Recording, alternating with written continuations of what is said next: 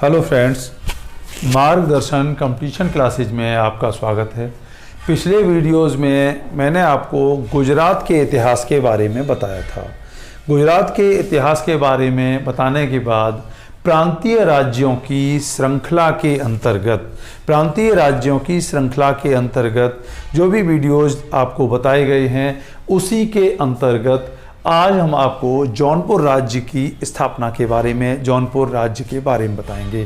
किस प्रकार से तुगलक शासन के अंत में जौनपुर एक स्वतंत्र राज्य के रूप में, दिल्ली सल्तनत से स्वतंत्रता स्थापित करके एक स्वतंत्र राज्य के रूप में सामने आता है और एक समय इसकी सीमाएं अलीगढ़ से लेकर बिहार तक पहुंचती हैं और दक्षिणी सीमाएं भी इसकी हम देखते हैं कि पश्चिमी सीमाएं अलीगढ़, मुरादाबाद और मैनपुरी तक जाती हैं। पूर्वी सीमाएं इसकी तिरहुत तक जाती हैं। दक्षिणी सीमाएं हम कह सकते हैं कि ग्वालियर तक जाती हैं। तो इस प्रकार से जौनपुर राज्य एक प्रांतीय राज्यों में एक अत्यंत महत्वपूर्ण राज्य था। तो जौनपुर राज्य के बारे में बताने के पहले हमें यह बताना आवश्यक है कि जौनपुर नगर की स्थापना कैसे होती है। देखिए, फिरोज शाह तुगलक जब बंगाल अभियान पर जा रहा था उसी समय उसने 1359 में जौनपुर नगर की स्थापना की। जौनपुर नगर की स्थापना उसने जौना खां की स्मृति में, जौना खां की सम्मान में, जौना खां की याद में स्थापित किया। ये जौना खां कौन था? मोहम्मद बिन तुगलक का ही आपको याद होगा। मोहम्मद बिन तुगलक का नाम ही जौना खां था। तो जौना खां की स्मृति में फिरोज शाह तुगलक के द्वारा जौनपुर नगर की स्थापना की जाती है। कब की जाती है? बंगाल अभियान के समय जब वो जा रहा था। बाद में हम देखते हैं कि ये जौनपुर राज्य सरकी राज्य की राजधानी बनता है, सरकी राज्य का केंद्र बिंदु बनता है। सरकी राज्य क्या था? सरकी राज्य का संस्थापक मलिक सरवर था। मलिक सरवर एक हिजड़ा था जो फिरोज तुगलक के समय में अपने कैरियर को आरंभ करता है और उन्नति करता है। फिर हम देखते हैं फिरोज तुगलक के बाद जब उसके उत्तराधिकारियों के मध्य उत्तराधिकार का संघर्ष होता है गद्दी प्राप्त करने के लिए, तो उस संघर्ष में इसने अत्यधिक उन्नति प्राप्त की। फिर हम देखते हैं कि सुल्तान मोहम्मद शाह तुगलक के द्वारा इसे ख्वाजा जहां की उपाधि प्रदान की जाती है।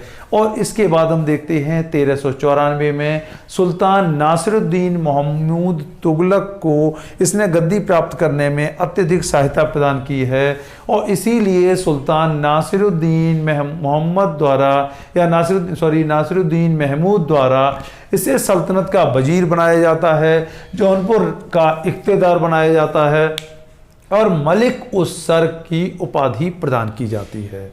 अब होता क्या है, ये जब जौनपुर राज्य का इख्तियार बन जाता है उसके बाद हम देखते हैं जब तैमूर लंग का भारत पर आक्रमण होता है। तैमूर लंग के आक्रमण के समय फैली अव्यवस्था का लाभ उठाकर ये क्या करता है, जौनपुर राज्य को स्वतंत्र कर लेता है।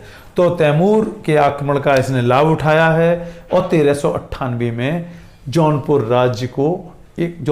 को एक स्वतंत्र राज्य, दिल्ली सल्तनत से स्वतंत्र राज्य अपना स्थापित कर लेता है।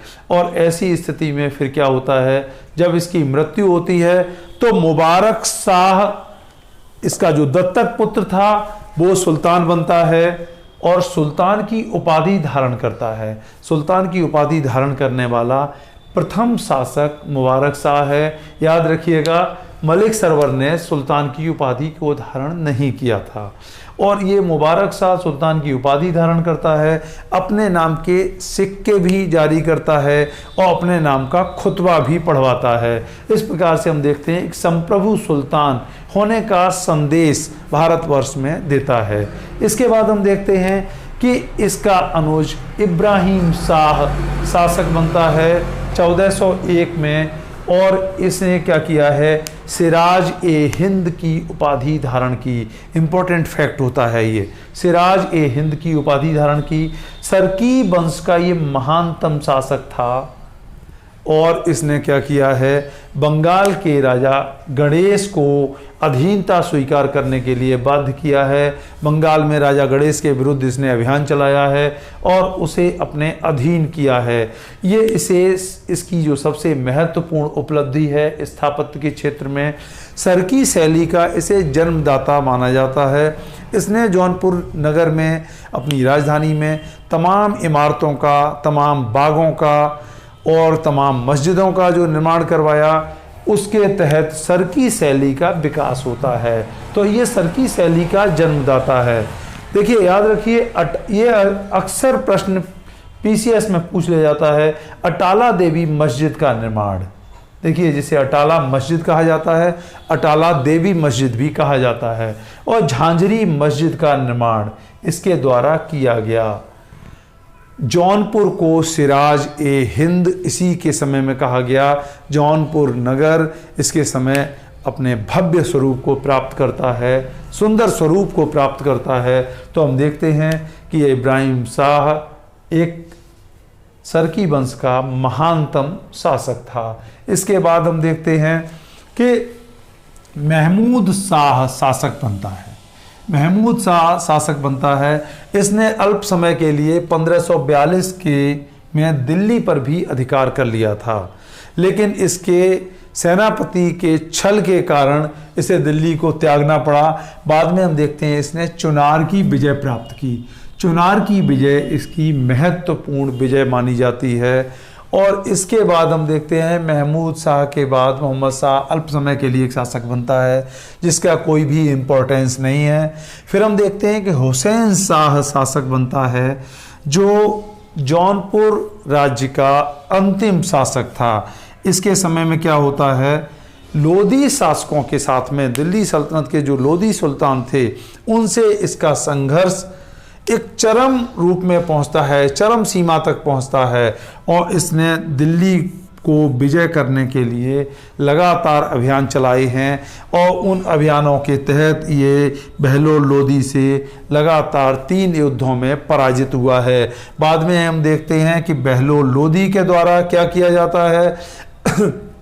देखिए, इसकी जो उपलब्धि है वो ये है कि उड़ीसा राज्य को इसने खराज देने के लिए विवश किया है।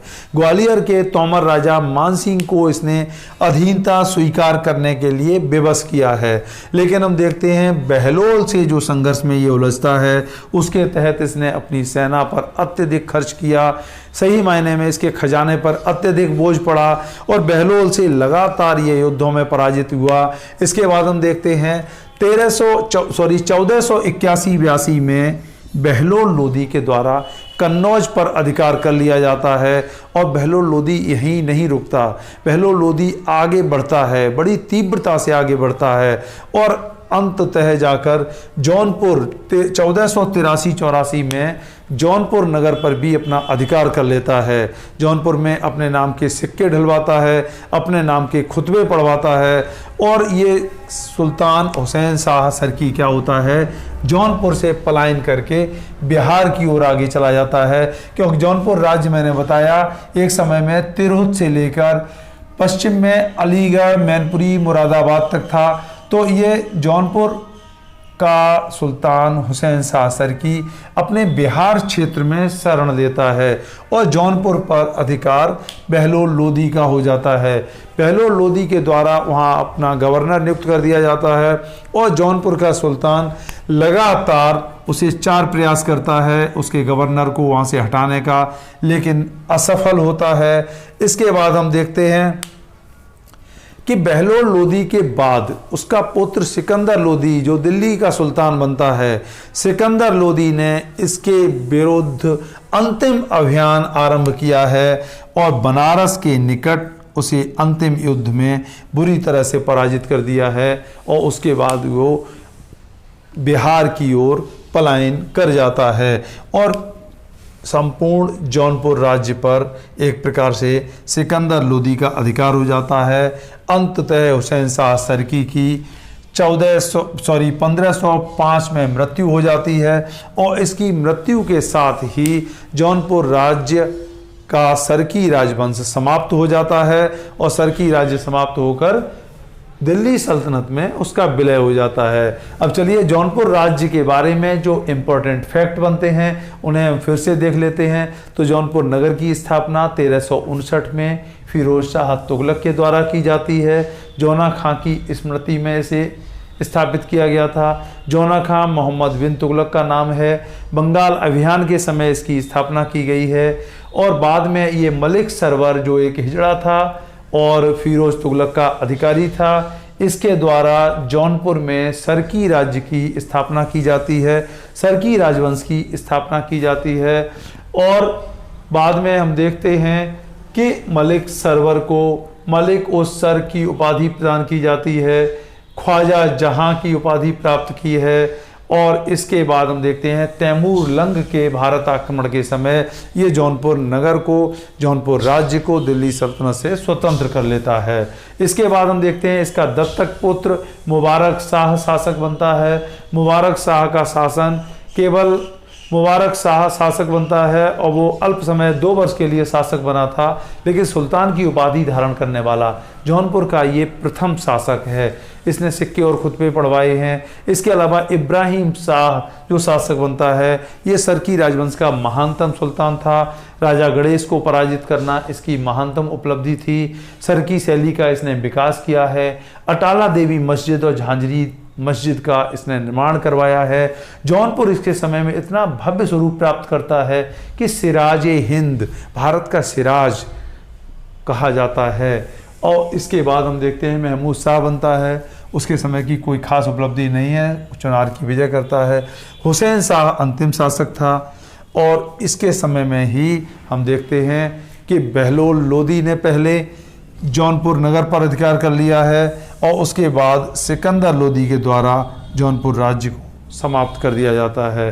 तो इस प्रकार से प्रांतीय राज्यों की श्रृंखला के अंतर्गत आज जौनपुर राज्य के इतिहास के बारे में आपको बताया गया। नेक्स्ट वीडियो में इसी प्रांतीय राज्यों की श्रृंखला को हम आगे बढ़ाएंगे। आप मेरे इस मार्गदर्शन कंपटीशन क्लासेज चैनल को सब्सक्राइब करें और मेरे वीडियोस को लाइक और शेयर करें। तब तक के लिए धन्यवाद।